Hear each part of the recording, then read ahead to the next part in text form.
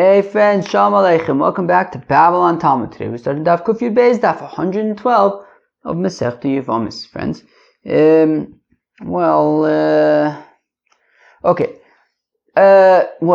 Okay.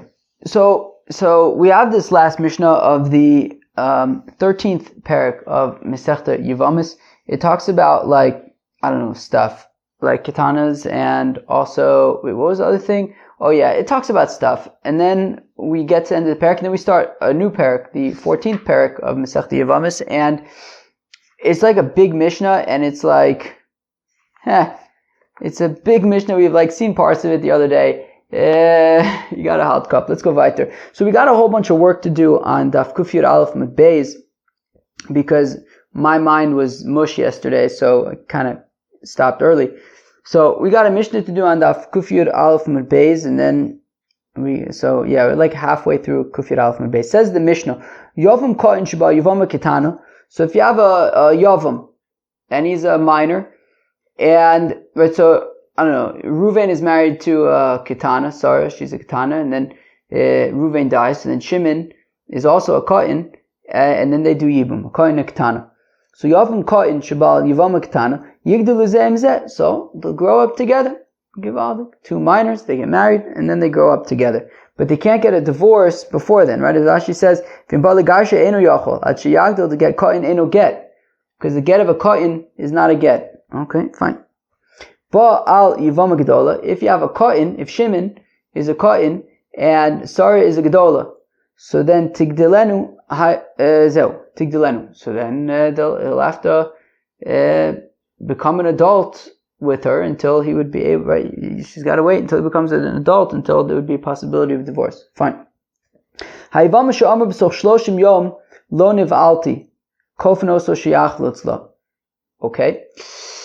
So a Yevameh who is within 30 days, so basically, okay, you have Reuven is married to Sarah, and then Reuven dies, and then you have Shimon. So now Shimon and Sarah move in together. Now, Sarah claims that within within these 30 days, they actually never had Bia, and therefore they're not married, and they're still a Zika. So then, Kofin also Shiach Lutzla. So then we force Shimon to do Chalitza, so that she can go and live her best life. La'achar Shloshim Yom. But now, if it is more than 30 days, then Mevakshin Hemenu Shiach Lutz. Then we request that he do Chalitza. Fine. So now if it's more than if it's already been 30 days, so the assumption is that within 30 days, there's a possibility that they didn't actually have Bia. But if they've been living together for more than 30 days, then we assume that they did have Bia. And if they had Bia, then they're married. Right? And as the Gemara is going to say, it's talking about a situation where she produces a get. She produces a document of divorce. Now the thing is, of course, as we know, there's a difference between a get that's given before Yibum and a get that's given after Yibum, right? Before, if they haven't done Yibum yet, so then if he gives her a get, then that basically forces them to do Chalitza, they can't do Yibum anymore. But if they do Yibum already, and now they're married, and he gives her a get, that's going to divorce her. So, we're talking about where she produced a get. So the question is, so in the first case, right, where it's within 30 days, so then we can assume that, if she says that they didn't have Bia, we can assume that they didn't have Bia within the first 30 days that they were living together, and therefore there's still a Zika, and therefore we said Kofino, so therefore we force him to do Chalitza with her. Now, if it's been 30 days already, so then we assume that they did have Bia, and if they had Bia, then they're married, and she has this get, so that means that she's already divorced. So we say, look, if she's claiming that they didn't have Bia, so then that she's basically saying about herself that she has a Zika here and she can't get married to other people. So we ask him, we say, look, we assume that she's divorced. She's saying that that you guys never had Bia, and therefore she still has a Zika. So we ask him to do a favor and do Chalitza with her. But the assumption, right, we are able to assume at this point that they did in fact have Bia, and therefore this get that she's producing means that they're actually divorced, and there's really nothing else that he has to do. They're divorced. But because she's saying that they didn't have Bia, she's what's called, right, Shavisa Anafsha Chaticha Di Yisur. She's basically making herself usher, by making this claim that is against the sort of the chazaka, what we would assume. So therefore we say, look, do her a favor, do chalitza, so that she can go live her best life, because otherwise she just made herself awesome. Fine. So again, so Yevamos shloshim yom lo nevati. So if it's within 30 days and she says lo nevati, so then we trust her, and therefore that means that they never did yibum, and therefore there's a zika. So kofin also shiach lutzla. So we compel Shimon to do chalitza so that she can go live her best life. La'achar shloshim yom, but if it's been 30 days, so then we can assume that they had bia, and therefore they're married, and this divorce document that she's producing means that they're actually divorced, and really there's nothing else that Shimon has to do at this point. But nonetheless, we ask him to do us a favor to do her a favor and do chalitza so that she can go live her best life, because she just claimed that she's in fact has a zika, so we ask him to do her a favor. Fine. Now if he admits that they didn't have bia, she says that they didn't, it's been 30 days, she says they didn't have bia, he admits they didn't have bia, so then even if it's a year later, we'll force him to do chalitza so that she can go live her best life. If Reuven is married to Sarah, and guess who else is around? Shimon. And guess what? Sarah doesn't like Shimon. So therefore, and she says, Shimon, I don't ever want to get any hanoah from you. And then what happens? And then sure enough, Reuven dies, they don't have kids, and now it's like, now what? Now there's like a zika there between Shimon, and she said that she's not going to get any hanoah ever from Shimon. So So we say, look, she didn't necessarily assume that things were going to end up like this. She didn't necessarily assume that Reuven was going to die and that she was going to have a chalitza yibum situation. So we force him to do chalitza, and she can just go live her best life. La'achar says baila, but if she makes this neder after Reuven already dies and there's already the zika, and she says, I'm not getting any hanoah from Shimon, well, that's just irresponsible. And at that point, look, we request him to do chalitza with her, but we're not going to force him because she was being irresponsible. But if she had intention to make Shimon asur to her, well, even if Reuven is alive, right? Meaning when Reuven was alive, Sarah made a neder that she wasn't going to get any hanoah from Shimon, and she intended, even if it comes to a situation of yibum, she doesn't want to get any hanoah from Shimon, well then she was acting irresponsibly, and we don't force him to do chalitza, but we do request that he do chalitza. Rav Meir, says the Gemara, let's say that our Mishnah is not like Rav Meir Tanya. Well, one second, because our Mishnah says that Yavam Kohen Sheba Yavam Ktana. Right? Our Mishnah is talking about young people, right, minors doing yibum. So now this cannot be like Reb Meir Tanya, because we learn in the Bible. So Kohen Viktana lo choltzim v'lo misyabmin divrei Reb Meir. That Reb Meir's opinion is that a Kohen and a Ktana don't do chalitza and they don't do yibum. So Memele, our Mishnah is not Reb Meir. Afilu Tem Reb Meir. So the Gemara says meh. You can even say that our Mishnah is Reb Meir, but I thought Reb Meir says Kohen and Ktana don't do yibum. Ki ka'omer Reb Meir gidol lekohen v'ktana legadol. Reb Meir, when he says that a Kohen and a Ktana don't do chalitza or yibum, that's talking about when one of them is a gadol and one of them is a Ktana, Kohen, right? So meaning, right, gidol lekohen, right? If she's an adult and he's a minor, uktana legadol, if she's a minor and he's an adult, because one of them could potentially be bia de isur, right? If she's an adult and he's a minor, what if it turns out that he's a saris? So then he just slept with his sister, with Eshes for no reason, right? Or if he's a gadol and she's a ketana, what if she turns out to be an alonis? So for that reason, Reb Meir would say that you cannot do yibum in that, right? Yibum in that kind of a situation. But a kohen who's a Baal Ketana, that both of them are the same status, as Rashi says, where is it? It says, Ein kan isu de kohen ochen nevelis in bezim mitzuvah la'afrisho, says Rashi, right? Because since they're Ketanim, right, since they're youngins, so since they're minors, we don't necessarily have to prevent them from doing this, and therefore, they would be able to do, Lo Amar, Reb Meir did not apply his ruling there. So therefore, when Reb Meir says that a Kohen and a Ktana don't do chalitza and don't do yibum, that's talking about when one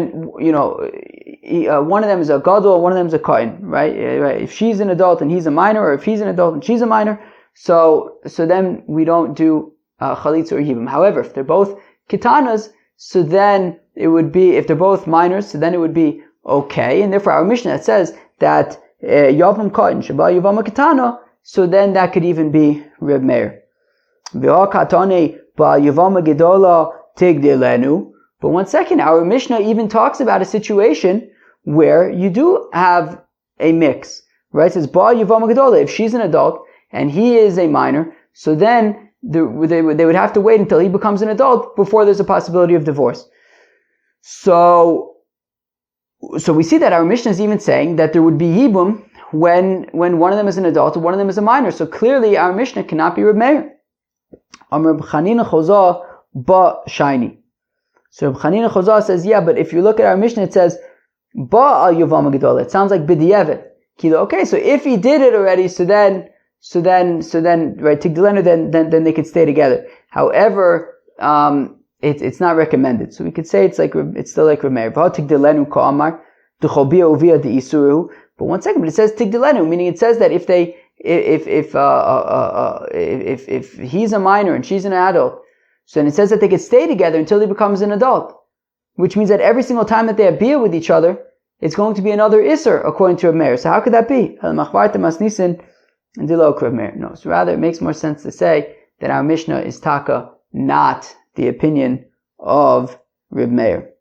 Okay, fine, because our Mishnah says that a katan and a ketana can be involved in yibum, which is not like Reb Meir. Krikan lakim la'achiv shem v'ayla ba'achihu. Fact the Gemara, but one second, how could we say that a katan and a ketana can do yibum?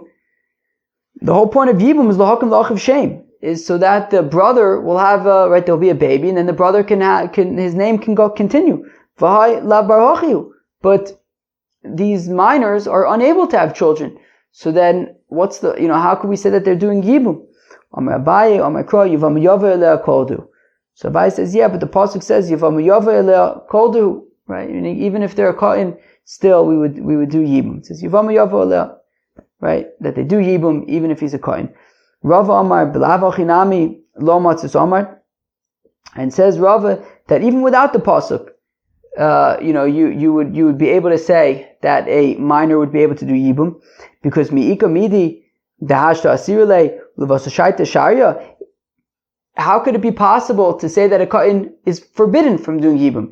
Because how could it be that we have something that right now is forbidden and in the future becomes permitted, right? Meaning, how could we say that when he's a katan, he's unable to do yibum, but then just wait until he becomes an adult and then he can do yibum? V'amar Rav Yehuda, Amar Rav, kol Yevamos she'enan yikare b'shas nefila Yevamos Yava Elea, harei ke'eshes och sheyesh lo banim ve'asura. But Rav Yehuda says the name of Rav, that any Yevama who at the time that yibum kicks in, i.e. when her husband dies, so if at that time they would be unable to do yibum, so then they would never be able to do yibum, right? We would treat her as though she had children, in which case yibum is irrelevant. And therefore, how could it be that, so Rava says, memele, a katan and a ketana would be able to do yibum, because if later, how could it be that there wouldn't be, it wouldn't make sense to say that they're forbidden from doing yibum, because in the future when they become adults, they'll be able to do yibum. So if then they're able to do yibum, so then they would have to be able to do yibum now as well, because if they can't, then they wouldn't be able to do it later either. But one second, why are we assuming that a katan, when he becomes an adult, would then be able to do yibum? Maybe the katan is not able to do yibum, and also when that katan becomes an adult, in that case they would still be unable to do yibum. No, but the pasuk says when two brothers are living together, if they, as long as, even if they live together only for a day, but if they live together, so then they would be able to do yibum. So we see that a katan would be able to do yibum, according to this, which is pretty interesting. Said the Mishnah, so now, right, the Mishnah had said that if a Yevama says within 30 days that they did not have bia, so we believe her, and therefore we force him to do chalitza. Okay. So who is the Tana who says that for 30 days a fellow would be able to control himself and not have bia? Amar Rabbi Yochanan, Reb Meir. So Rabbi Yochanan says it's Reb Meir. The Tana is we learn in the Brisa. Tainas bisulim Kol shloshim yom divrei Meir. The Meir says that a tainas bisulim. I imagine it's from Ksubis. Yeah, it comes up in Ksubis. That a tainas bisulim is for 30 days. That if a fellow and a fella get married, so then so there's an, as we're going to learn in Masechta Ksubis, that there's an afkamine in the ksube, that amount that she is entitled to upon divorce or death. So for a besula it's masayim, for a besula it's 200 zuz. Masayim mana, masayim zuz, masayim mana, are those the same things? Masayim 200. I guess we'll get into the details pretty soon in Ksubis. Whereas for an almana it is meya, 100. So there's nafkaminis. So Reb Meir says that if a fellow and a fella get married, so they have 30 days, he has 30 days to make a claim that she's not a besula. And therefore, the ksuba should be 100 and not 200. Alright. So Reb Yossi Omer, whereas Reb Yossi says, Nistra le'alter, lo nistra af lachar kama shonim. Reb Yossi says it's not like a fixed thing, like 30 days. Look, if they lived together, if they moved in together, so then we assume that they slept together immediately, and therefore, if she wasn't a basula, he would let people, he would let Bezdin know right away. And if they didn't move in together, so then what's 30 days? They never, right? So then even if it's, what does it say? Even if it's several years, if they never moved in together, so then if they finally moved in together, you can make a tanas b'sulim then. So Rabbi Yossi just says, look, when they move in together, so then he would make the claim immediately if she wasn't a basula.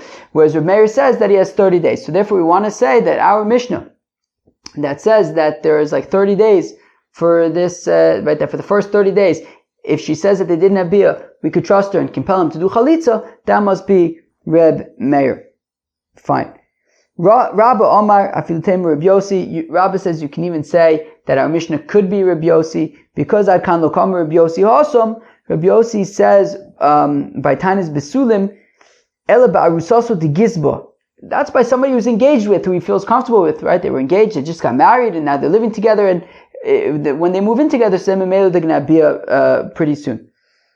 Aval eish is ochiv mivazes bozes mina. But moving in with your sister-in-law is a little bit different, and therefore even Rabbi Yossi would agree that if Shimon moved in with Sarah, it could take 30 days until they until they have bia, because I can imagine it's kind of awkward, so they might not be as enthusiastic as quickly. Fine, so we can even say it's Rabbi Yossi. Now, one second. So we had said in our Mishnah, friends, what do we say? We had said in our Mishnah that if for 30 days, friends, we had said in our Mishnah that if within the first 30 days, she says that they did not have bia, and if they did not have bia, so then there's still a zika there. So then we compel him, we force him to give her, to do chalitza. In fact, the Gemara, why do we force him to do chalitza? Force him to do yibum. Why prefer one over the other? So therefore, like I had mentioned when we were explaining the Mishnah, it's talking about where she produces a get.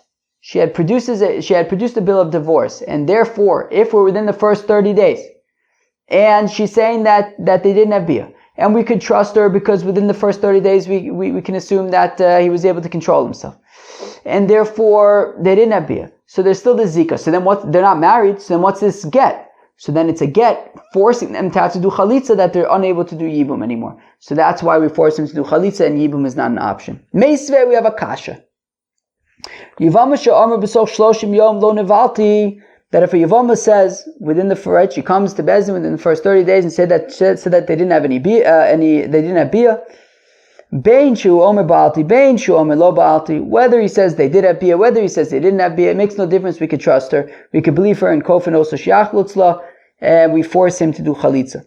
La'achar shloshim yom. If it's after 30 days, well then mivakshin imenu shiach lutzla. Then we can assume that they did have bia, and what's this? Then they did have bia, and therefore we force him.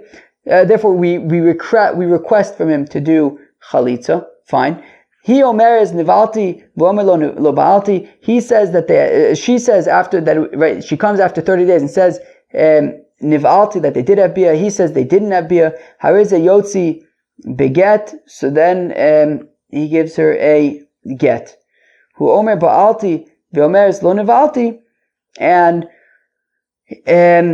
if he says that they had bia, and she says they didn't have bia, even though he changed his mind and agreed that they didn't have bia, so then they need a get, because since he initially said that they had bia, and it was after 30 days, so she needs a get, and also chalitza, because she had said that they didn't have bia, and therefore she's basically saying that she has a zika, so therefore we give her chalitza for that as well. No, the kasha is that this brisa is talking about, right, tzricha get, that we have to give her a get, implying that she wasn't producing a get until now, right? So we had said that we're talking about a situation where she had come with a get, but from the fact that the brisa is talking about, these situations of like after 30 days, and they're saying, she says they didn't have bia, whatever it is, so tzricha get, he then has to give her a get, implying that she didn't have a get until now.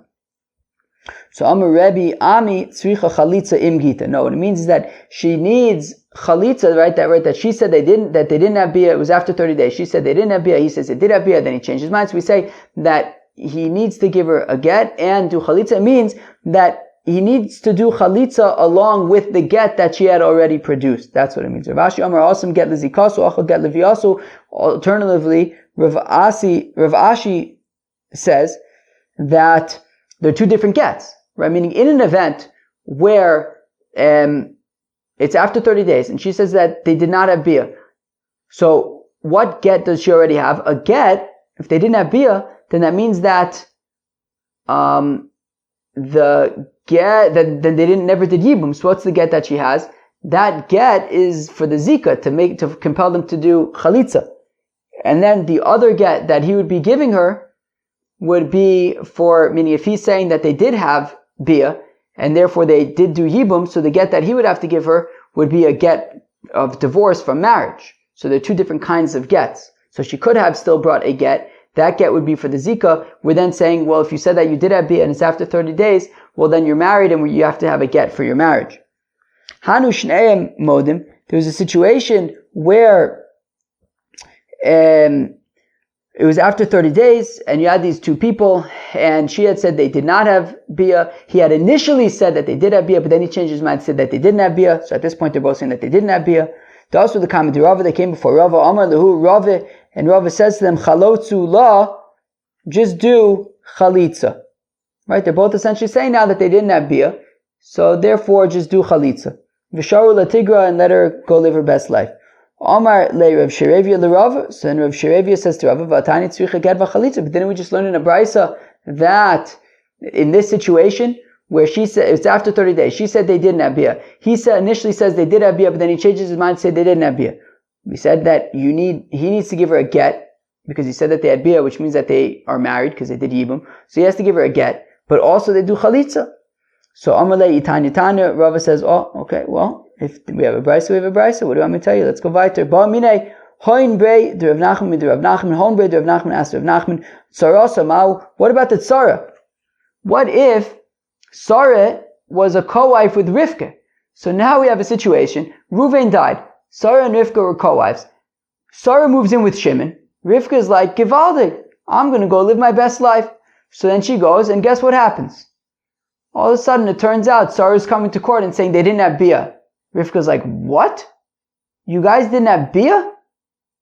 In the meantime, Rivka's out living her best life with, her new bestie Levi.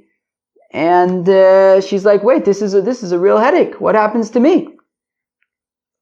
So Bamine Hon Beder of Nachman Midur of Nachman Sarah. What's the deal with Rivka when Sarah starts claiming that she never had bia with Shimon? Look, Rav Nachman says, just because we have to figure out what to do in this situation where we force him to do chalitza or request for him to do chalitza, whatever, that's their headache. Leave Rivka alone. They moved in together. We can assume that they had bia as far as Rivka is concerned. let her go live her best life with Levi, and we're going to go weiter. Okay, so if when Reuven was alive, Sarah says, Shimon, you're a real nudnik, and she says, I'm not getting any anoah from you, Shimon the nudnik. And but then it turns out that Reuven dies, and all of a sudden Shimon the nudnik is her yavam, and she's like, oh, great. It's not awesome. We learn in the Mishnah in Dharm. But initially they would say, Shalosh noshim yotzos v'notlus ksuba. There are 3 women that can bounce a marriage and get paid their kesuba. If you have a woman who's married to a kohen, and she says, look, I guess she's saying that she got raped, right? She says, look, I had right? Somebody else slept with me, and now, right? Because a kohen, if his wife gets raped, even though it was against her will, so then they cannot remain together. So if she says, look, I can't be with you anymore. Or she says, look, God knows that you don't sleep with me, and I'm not happy about that. Therefore, I want to leave. Or intercourse is painful for her, and therefore she makes a neder, and she says, I'm not sleeping with any Jewish men anymore, i.e. including him. So in all those cases, she would be able to leave and get her ksuba. Chazru lomar, but then they changed their mind. They didn't want that if the wife would find some other fellow that she's more interested in than him, says baila, and then basically just use these 3 ways to be able to just get out of the marriage and get her ksuba as well. Rather, with the new rules of the game, the way it works is that if she says that, she says to her husband who's a kohen that somebody else slept with me and I cannot remain with you. So Tavi Rai Ledvera, she'd have to bring some kind of proof. If she says that God knows that we don't have intercourse enough and I'm not happy about that, I want to leave. So we try to convince him to have intercourse more often. And if she says that I am not going to sleep with any Jewish men, Yafer Chelko Shamashto, so then he could just be meifir his part of the neder, and then they could remain together. But she remains, she can't sleep with any other Jewish men ever. But what if her husband then dies, right? She says, I'm not going to sleep with any Jewish men anymore. And then her husband dies. What about the Yavam? When she said that she's not going to sleep with any Jewish men, does that include the Yavam or not? Was she assuming, right? Was she assuming on the one hand, well, the Shimon is her husband's brother. That's Eishes Ach. So therefore, right, meaning she is Eishes Ach to Shimon. Therefore, she wasn't even thinking to include him in the, I'm not going to sleep with any other Jewish men. So therefore, if Reuben dies, so then she can do Yibum with Shimon. Or do we say that he is included? So, Mimaska Adaita Timai Baila Vinofla Kamayavam Olo. Did she assume at the time that she made that neder, did she assume the possibility that Reuben could die and then she'll have to do Yibum with Shimon? Rav Amar Yavam Eino Kibal. So Rav says that the Yavam is not the Baal, like the Baal, i.e., there's no need to do, to be made for, there would be no reason to have to be made for the neder, i.e., she did not keep him in, she did not have him in mind when she made that neder. Where Shmuel says no, just like the Baal would have to be made for the neder, i.e. it's relevant to him, so it's also relevant to the Yavam, i.e. she had the Yavam in mind as well. Amar Abaye Kavosi di Rav Mistava. And Abaye says, look, it really makes more sense like Rav, Ditnan, because we learn in our Mishnah, that if Sarah, when Reuven is alive, she says that she's not going to get any anoya from Shimon, Kofin also shiachlots, so then we force him to do chalitza. Right? Now, we had said that right at the end of the Mishnah, we had said, right, but if she intended that it should apply to Shimon as well, even, after Reuven dies, so then, even if she made the neder when Reuven was alive, so then we would say mevakshin imenu she'achlutz. We wouldn't force him to do chalitza. We'd ask him to do chalitza. I.e., by default, she did not have in mind the possibility that Reuven would die and she would have to do chalitza and she would have to do yibum with Shimon. So we see from our Mishnah that by default, she does not assume that Reuven is going to die and there would be a situation where she would have to do yibum with Shimon. And here as well, we would say, like Rav says, it would make sense to say, like Rav says, that when she says that she's not going to have intercourse with any Jewish men, she didn't assume the possibility that if Reuven dies, she would have to do yibum with Shimon, and therefore Shimon is not included in that. And says the Gemara, if it's so that in our Mishnah it entered her mind that the possibility that Reuven could die and she would have to do yibum with Shimon, and nonetheless she said that she's not going to get any benefit from Shimon, well then mevakshin mibayileh. She'd say that we would request from Shimon to do yibum, not that we would force him to do chalitza, not that we would force him to do chalitza. So Abaye wants to say, so our Mishnah would sort of sound like it's a support for Rav, who says that she did not have her Shimon in mind. So says the Gemara, no, Achob Mayaskinon, we could say that in our Mishnah where she doesn't have Shimon in mind is Be'isha Sheyesh Labanim. We're talking about where at the time that she made the neder, she had children. Because if she had children, the only way that she would ever have to do even with Shimon is if all of her children died and then her husband died. And in that, when she made the neder, she did not assume that all of that was going to happen. But we don't necessarily know if she didn't have children, would it apply to Shimon? We can't necessarily prove that from our Gemara. But fact the Gemara, aval ein labanim mai mevakshin. But what? So are you saying that in our Mishnah, if she didn't have any children and she made a neder that she's not going to get any anah from Shimon, so then we would assume that if Reuven dies, then we would request from Shimon to do chalitza, not that we would force him to do chalitza? But then 1 second, when we make a chilik, when we make a distinction at the end of the Mishnah and say that if she intended for her neder to apply to Shimon, meaning even when Reuven was alive, she intended that this would apply to Shimon even in the event of Yibum.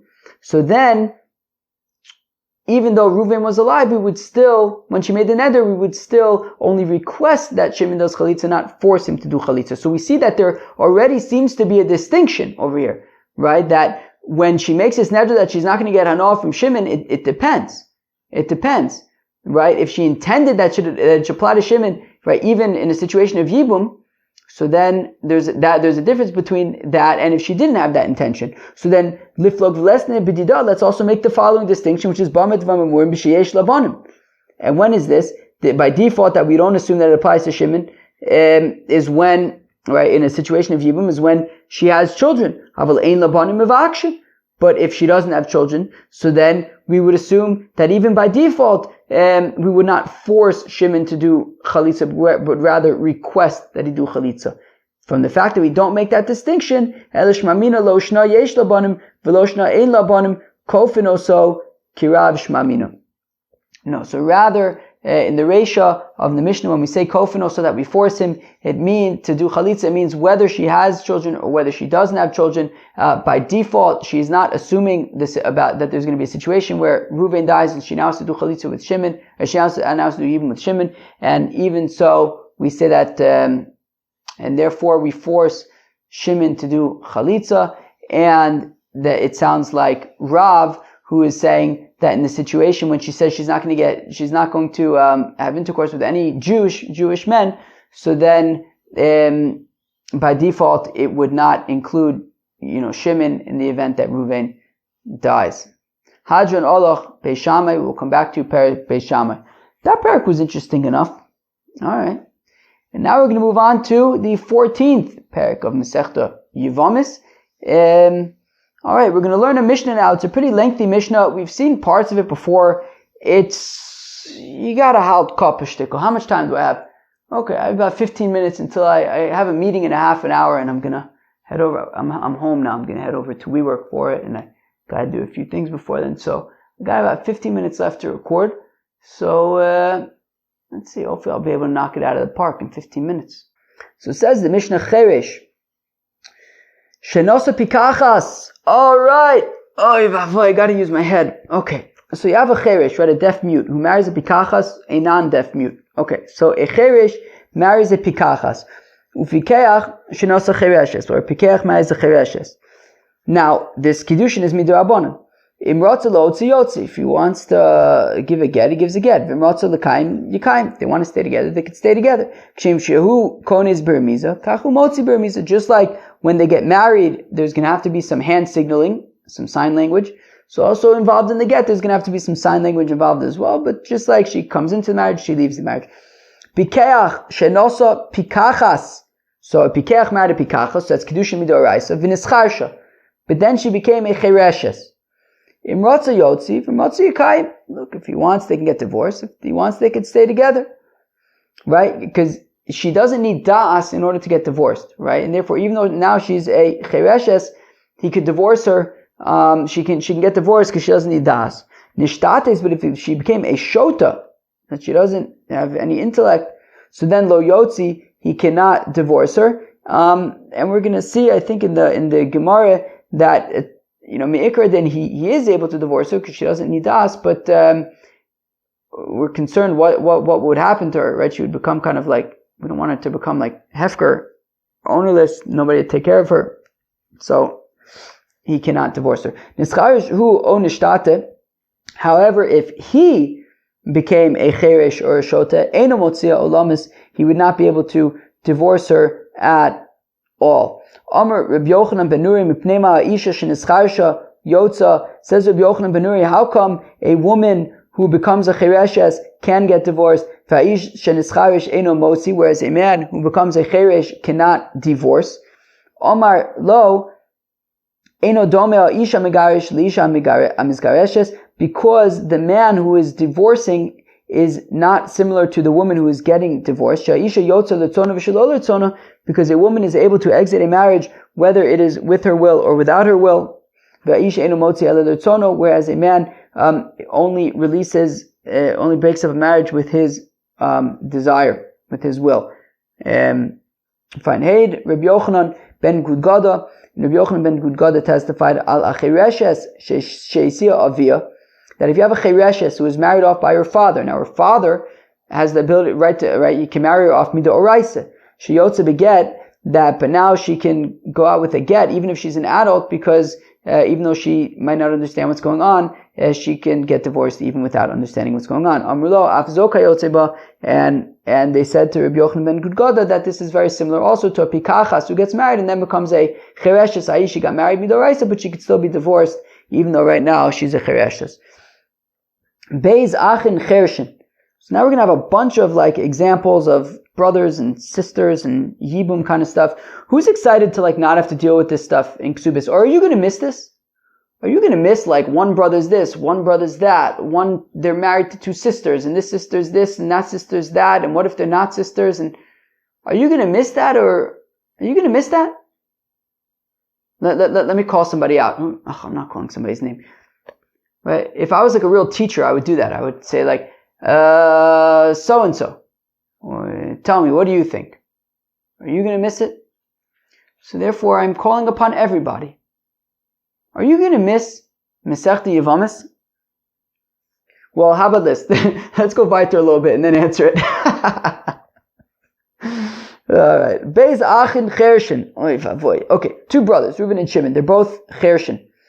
Nesuin lebeis achayos chershos. And they're married to two sisters who are both chershos. Olishte achayos pikchos. Or both of the sisters can be pikchos.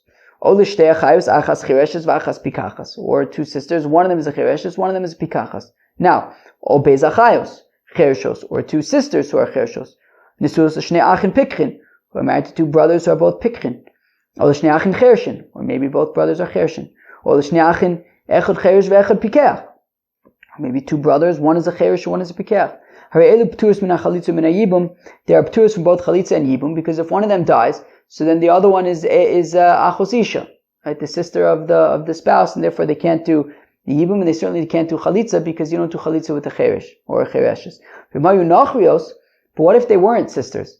Well, if that's the case, well then chalitza is not an option. Yichnosu v'matzalotzi yotzio. So they can do yibum, and then after that, if they want to get divorced, they can get divorced. Shnei achin, two brothers. Echad cherish ve'echad pikeach. One of them is a cherish, one of them is a pikeach. Nesuin l'shtei achayos, married to two sisters, pikchos. Now both of the sisters are pikchos. Meis cherish bal apikachas. If the cherish who's married to the pikachas dies, which means mayaisa pikeach baal hapikachas. So what does the pikeach who's married to the pikachas do? There's now another pikachas who has to do yibum, and they're both sisters. So she can go live her best life, right? Teitze mishum achos isha. She can go live her best life because achos isha. Meis pikeach bala pikachas. What if the pikeach dies? So now the cheresh, now he's married to a pikachas only midrabanan, but now there's a zika with the Sareh, who was married to Ruvain midoraisa because he was a pikeach. So now you have a zika de oraisa, and that kind of overrides the marriage that he has to, let's call her Rivka midrabanan, because he's a cheresh. So mayaise cheresh bal pikachas motzias ishto beget. So he has to get rid of, right? He has to divorce Rivka, because let's just assume, by the way, that the first brother is always going to be Reuven, the second brother is always going to be Shimon, the first sister is always, the first wife, whether it's their sisters or not, is always going to be Sarah, and the second one's always going to be Rivka. So Shimon, the cheresh, needs to divorce Rivka, because he can't stay together since they're only married midrabanan, and there's a zika midoraisa with Sarah, so he has to divorce Rivka. But at the same time, Sarah is now achos grushaso, right, the sister of his divorced wife, and therefore achos isha, it's the same idea, and therefore he can't do yibum with her, and he can't do chalitza either because he's a cheresh. So therefore ve'eshes achiv asura la'olam, and she's basically asura forever. You can't do yibum because it's achos isha, and you can't do chalitza because he's a cheresh. Shnei achin pikchin, two brothers who are pikchin, nesun l'shtei achayos, married to two sisters, achas chereshes v'achas pikachas. Meis pikeach bal chereshes. If Shimon dies, so now mayaise pikeach bal pikachas. So what does the pikeach do? Because now there's Rivka who's a chereshes, so she's achos isha. So she goes, right, teitzi mishum achos isha. So then she can go live her best life because she's achos isha. Meis pikeach bal pikachas. So now what if the pikeach bal pikachas dies? So now there's Shimon who's a pikeach. So then in that case, he would, so let's think, so he would have to divorce Rivka because she's a chereshes, and now there's a zika with Sarah. So then, but he could do chalitza with Sarah, right? Because he's a pikeach and she's a pikachas, right? So ma yaise pikeach bal chereshes. So what does the pikeach bal chereshes do? Motzias ishto beget. So he's got to divorce Rivka, who's a chereshes, because he's only married to her midorabanan, and there's a zika with Sarah, who is married to Ruvain, which is midoraisa. So the zika is midoraisa. So he has to divorce Rivka. Boom. And then Sarah, he does chalitza because he's a pikeach, she's a pikachas. They can't do yibum because she's achos isha, but he could do chalitza. Shnei achin, you have two brothers, echad cheresh ve'echad pikeach. One's a cheresh, one's a pikeach. So Reuven's the pikeach, Shimon's the cheresh. Nesuin l'shtei achayos, married to two sisters. Achas chereshes v'achas pikachas. Also, one's a chereshes, one's a pikach. So Reuven the pikeach is married to Sarah the pikachas. Shimon the cheresh is married to Sarah the chereshes. Fine. So Rivka the chereshes. Meis cheresh bal chereshes. So if Shimon dies, so now, okay, so Rivka is basically achos isha. So she can go live her best life. Mayase pikeach bal pikachas teitzi mishum achos isha. Fine. So Rivka can go live her best life. Meis pikeach bal pikachas. If Ruvain dies, so now you have Shimon who's married to Rivka. They're both chereshes. Now there is a zika with Sarah, which is coming from her marriage with Ruvain. So that zika is mida oraisa. So Mayayse cheresh bal chereshes, so motzi es ishto beget. So he has to divorce Rivka, but now I imagine there's probably nothing that he could do with Sarah because he can't do chalitza, and also yibum would be achosisha, right? So ve'eshes so motzi es ishto beget, ve'eshes achiv asur la'olam. There you go. And Sarah, there's really nothing you can do because it's achosisha, so they can't do yibum, and they can't do chalitza because he's a cheresh.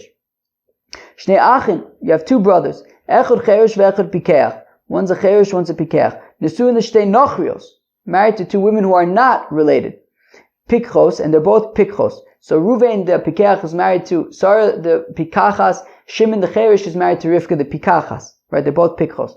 Meis cheresh ba'al pikachas. If Shimon dies, so Ruvain can do yibum or chalitza. Right? Mayayse pikeach ba'al pikachas so chalitza miyabim. Can you do yibum or chalitza? Fine. Meis pikeach ba'al pikachas. If Ruvain dies, so then Shimon would probably do yibum, and then he could probably never divorce her. So what does Shimon do? There you go. So he can marry, right? So again, Shimon is a cheresh. He's married to Rivka, who's a pikachas. Now and then Ruvain dies. So now there's a zika with Sarah. So he could do yibum with Sarah, but he can't do chalitza with Sarah. But he can never divorce Sarah. Right? He can't do chalitza with Sarah because he's a cheresh. He can never divorce Sarah because a cheresh can only divorce on a derabanan level, right? And Sarah was married to Ruvain on a midoraisa level. So his yibum is only coming through Sarah's marriage to Ruvain, which was deoraisa, so he can't divorce her on, his level of divorce wouldn't be able to work for her. So he can do yibum, but he can never divorce her. Shnei achin pikrin, you have two brothers who are pikrin, nesuin lebeis nachrios, are married to two women, Sarah and Rivka, who are not related to each other. Achas pikachas v'achas chereshes. One is a pikachas, one is a chereshes. Meis pikeach bal chereshes, so if Shimon, who's a pikeach, the married to the chereshes, dies. Now the chereshes, so Ruvain can do yibum with her. He can't do chalitza, but he can do yibum. So mayayse pikeach ba'al pikachas kones. So v'imratz lo yotzi. So he can marry Rivka, and who's a chereshes, and if he wants to divorce her, he can. Meis pikeach ba'al pikachas. Now if Ruvain dies, so then you have Shimon, who I believe we said is a pikeach. So he could do mistama yibum or chalitza, right? There you go. So Shimon, who's a pikeach, can do either yibum or chalitza with Sarah. I think we might be up to the last case in the Mishnah, which would be really nice.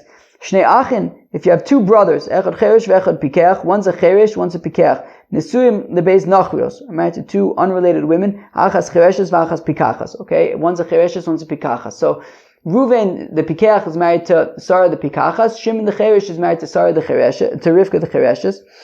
Meis cheresh ba'al chereshes. So if Shimon dies, so now Ruvain, who's married to Sarah, mistame could do yibum with Rivka, and then if he wants, he could divorce her later, right? Mayase pikeach ba'al pikachas konis v'maser lo tziyotzi. There you go. He could do yibum with Rivka, and then if he wants, he could give her a get later on. But he can't do chalitza, obviously, because she's a chereshes. Meis pikeach ba'al pikachas, if Ruvain dies, so then Shimon can mistame do marriage, but can never divorce her, right? Ba'al pikachas, mayayse cheresh ba'al chereshes kones v'nemotzi lalam. There you go, exactly. So he can marry her, but he can do yibum with her, but never divorce her because the yibum was deoraisa, and the divorce, you don't be able to divorce on the derabanan level. Friends, I gotta run to my meeting. There was a lot in Daf Kuf Yud Beis. Hope you enjoy. Peace out.